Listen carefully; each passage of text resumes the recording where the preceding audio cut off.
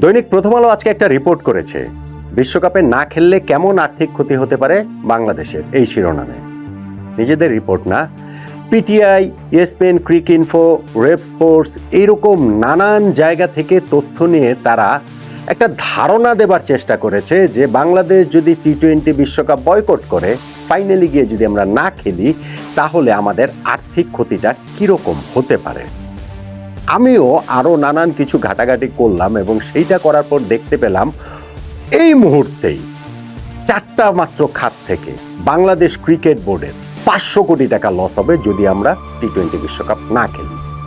আমি একদম সহজ করে আপনাদের বোঝানোর জন্য বলছি, 4টা খাত থেকে এই মুহূর্তে বাংলাদেশ ক্রিকেট বোর্ডের 500 কোটি টাকা লস হবে যদি আমরা T20 বিশ্বকাপ বয়কট করি এই মুহূর্তে। তার সঙ্গে স্পোর্টিং লস তো রয়েছে, তার সঙ্গে দীর্ঘমেয়াদী লস তো রয়েছে, তার সঙ্গে আইসিসি ও ভারতীয় ক্রিকেট বোর্ডের বিরুদ্ধে যুদ্ধ ঘোষণা করে আমরা যে কি আসলে অর্জন করতে চাইছি নাকি সত্যি সত্যি বাংলাদেশ ক্রিকেটটাকে ধ্বংস করতে চাইছি সেই প্রশ্নগুলো আসবে। অবশ্যই কোনো একটা দেশের আত্মসম্মানের চেয়ে অর্থ বড় নয়, হতেই পারে না, কিন্তু বাংলাদেশের সম্মানের মূল্য কি 500 কোটি টাকা? ভাই, বাংলাদেশের সম্মানের মূল্য তো 5,000 কোটি টাকা, 50,000 কোটি টাকা, 5 লাখ কোটি টাকাও না। তাহলে এই যে আমরা আত্মসম্মানকে মুখোমুখি দাঁড় করিয়ে দিচ্ছি ক্রিকেটে, বাংলাদেশের ক্রিকেটটা এগোবে কিভাবে? 500 কোটি টাকা যদি মুহূর্তে নাই হয়ে যায়, আমাদের ক্রিকেট বোর্ডের যে বড়াই যে 1,000 কোটি টাকা আছে, 1200 কোটি টাকা আছে, 1500 কোটি টাকা আছে, সেটাতে আমরা ক্রিকেট এগিয়ে নিতে পারবো? আর্থিকভাবেই আমরা পারবো। আমাদের ক্রিকেটেও যে বিভিন্ন জায়গায় ডিফিকাল্টিজ রয়েছে সেটা তো বাদই দিলাম, কিন্তু আর্থিকভাবে এই যে ক্রিকেট বোর্ডের এত রকম কার্যক্রম, এই যে পুরো সবগুলো জায়গায় যে ডিভিশনাল ক্রিকেটের কথা বলেন, তারপরে আমাদের বয়স ভিত্তিক টিমগুলো বলেন, আমাদের ন্যাশনাল টিম বলেন, আমাদের এই বিশাল যে ক্রিকেট যজ্ঞ চলে, সেটা কি এমনি হয়? এবং সেইখানটাতে টাকা লাগে না। সো T20 বিশ্বকাপ না খেললে মুহূর্তেই যদি আমাদের 500 কোটি টাকা নাই হয়ে যায়, আমরা আসলে কিসের সঙ্গে লড়াই করছি? কার সঙ্গে আমরা লড়াই করছি? আমরা আমাদের আত্মসম্মানের প্রশ্নে লড়াই করছি, এরকম একটা ধোয়া তুলে আসলে কি আমরা একটা আত্মবিধ্বংসী লড়াইয়ে নেমে গেছি বাংলাদেশ ক্রিকেটটাকে ধ্বংস করার জন্য? দেখুন, এইটা নিয়ে আমি বলছি, আমি অনেকবার বলছি, আপনাদের অনেকের কাছে এটা একটু এক্সাজারেশন লাগতে পারে যে মানে বারবারই একই কথা বলা হচ্ছে যে আমাদের ক্রিকেট ধ্বংস হয়ে যাবে, একটা ক্রিকেট ওয়ার্ল্ড কাপ না খেললে কি হয়, কোন একটা দেশে ক্রিকেট কি থেমে যায় নাকি? এর আগেও তো ওয়ার্ল্ড কাপ বর্জন করার ঘটনা রয়েছে। 96 সালে অস্ট্রেলিয়া ওয়েস্ট ইন্ডিজ যায়নি শ্রীলঙ্কায়, 2003 সালে ইংল্যান্ড যায়নি জিম্বাবুয়েতে, কেনিয়াতে যায়নি নিউজিল্যান্ড। ওইসব দেশের ক্রিকেট কি থেমে গেছে কিনা? ওইসব দেশের সঙ্গে বাংলাদেশের বেসিক পার্থক্যটা কি আমি আগে একটা ভিডিওতে বিস্তারিত আলোচনা করেছি, এবং সেটা নিয়ে আলোচনার এখন আর কিছু নাই।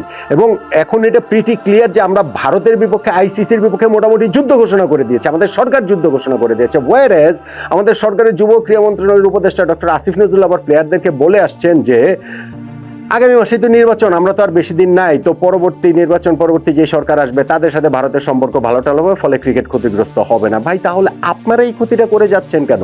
এবং আপনারা যেই ক্ষতি করে যাচ্ছেন T20 বিশ্বকাপে না খেলার পরের সরকার যখন আসবে, এসে যখন তারা ক্ষমতা, আমি ধরলাম কথার কথা যে তিনি গুড সেন্সেই বলেছেন, তাহলে ওই সরকার যে আস্তে আস্তে তোমাদের T20 বিশ্বকাপ খেলাটা হবে না রে ভাই, এইটা তো আমরা মিস করে ফেলবো। এবং এইটা দীর্ঘস্থায়ী যে ক্ষতি, এইটা আপনি না জেনে করছেন। আমার কাছে ভাই সেটা বিশ্বাস হয় না, আমার কাছে অ্যাবসলিউটলি এটা বিশ্বাস হয় না।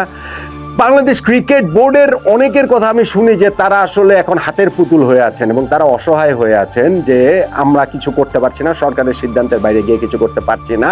এবং বাংলাদেশ ক্রিকেট বোর্ডের বেশিরভাগ পরিচালকও নাকি এই সরকারি সিদ্ধান্তের বাইরে, অবভিয়াসলি বেশিরভাগ ক্রিকেটার বাইরে তো বটেই, তারা তো মাঠে খেলতেই চায়, কিন্তু সরকারি সিদ্ধান্তের বাইরে গিয়ে তাদের টু শব্দটি করার কোনো অবস্থা নাই। আচ্ছা, ক্রিকেটাররা নয় পারেন না, এই বোর্ডের থেকে কেউ এটার প্রতিবাদ করবেন না, একজনও সেটার প্রতিবাদে পদত্যাগ করবেন না, তারপরেও আপনি বলবেন যে এই বোর্ডকে দায় নিতে হবে না, এটা আসলে হতেই পারে না। ফলে আমি যেটা বলছিলাম যে ডক্টর আসিফ নজরুল তিনি যেটা বলছেন পরের সরকারে সেটা ঠিক করে দেবে, তাহলে আপনারা ঠিক করছেন না কেন? আপনারা সেটা পারছেন না কেন? আপনারা কি কারণে একটা বিশ্বকাপকে, এই বাংলাদেশের ক্রিকেটকে জিম্মি করে আপনাদের সেই রাজনৈতিক ফায়দাটা হাসিল করার চেষ্টা করছেন? এটা কি ভীষণ রকমের ট্র্যাজিক না? আচ্ছা যাক, সেটা তো অন্য আলোচনা, ওই আলোচনা তো করছি। আমি যে 500 কোটি টাকা বলছিলাম, এটা যে শুধু কথার কথা না, প্রথম আলোর সেই রিপোর্টটা প্লাস হচ্ছে গিয়ে আমার যে অ্যানালাইসিস, সেটা বললে আপনি বুঝতে পারবেন না। জাস্ট শুধু হচ্ছে গিয়ে 4টা সিম্পল খাতে। নাম্বার 1, আইসিসি থেকে 2024 থেকে 2027 সালের যে সাইকেল, সেই সাইকেলে বাংলাদেশ আইসিসির যে রেভিনিউ শেয়ারিং যে মডেল, তাতে 4.46% পায় বাংলাদেশ। সেইটা ডলারের হিসাবে 2,70,00,000 প্রায়, এবং বাংলাদেশি মুদ্রায় সেইটা 330 কোটি টাকার বেশি। এখন যখন বাংলাদেশ এই আইসিসির একটা মেজর ইভেন্ট T20 ওয়ার্ল্ড কাপে অংশগ্রহণ বাংলাদেশ করছে না, এই শেয়ারটা কি আইসিসি বাংলাদেশকে দিবে?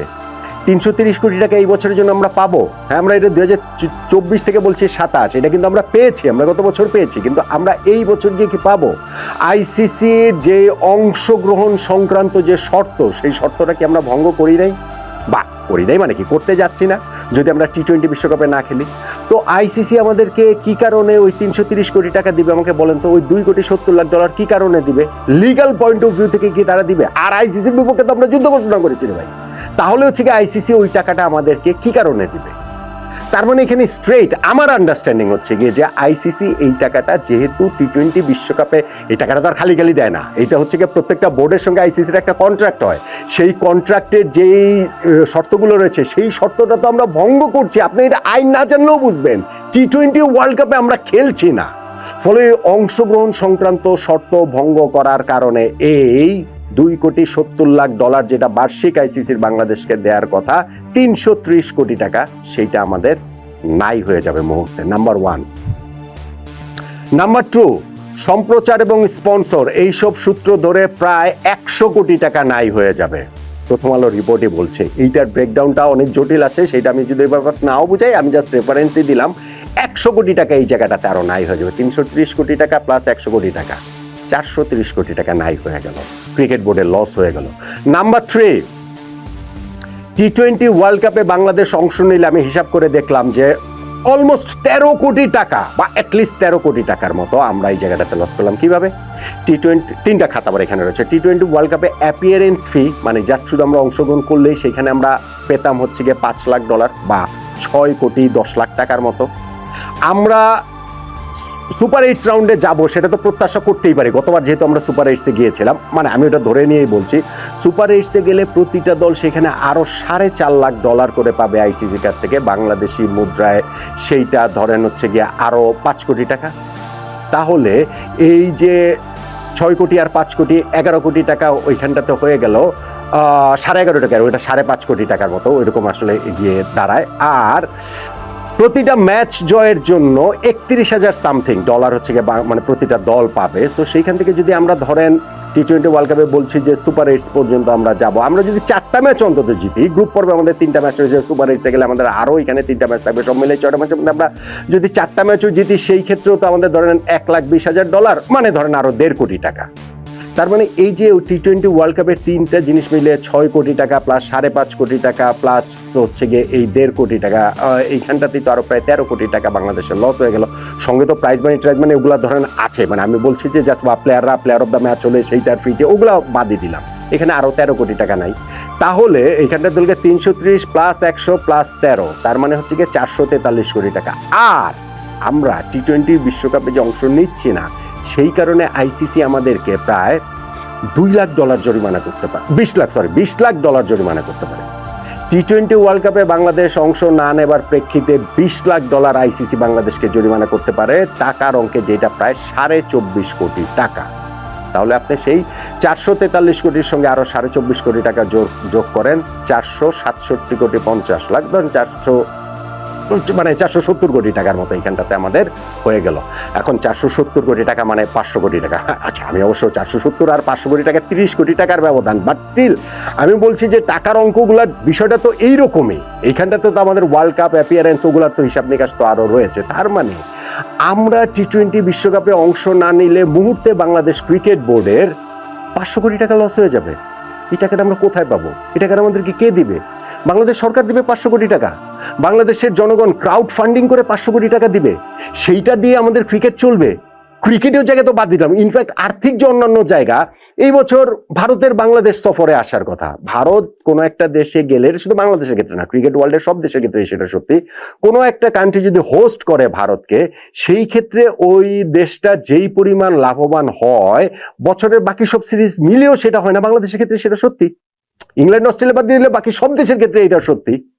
তাহলে সেই জায়গায় আমরা এখানটা লস করছি। আগামী বছর এশিয়া কাপ বাংলাদেশে হওয়ার কথা, ভাই এই অবস্থা যদি চলতে থাকে বাংলাদেশের সঙ্গে ভারতীয় বোর্ডের এবং আইসিসির, এশিয়া কাপ হবে না, এশিয়া কাপও বাংলাদেশে হবে না।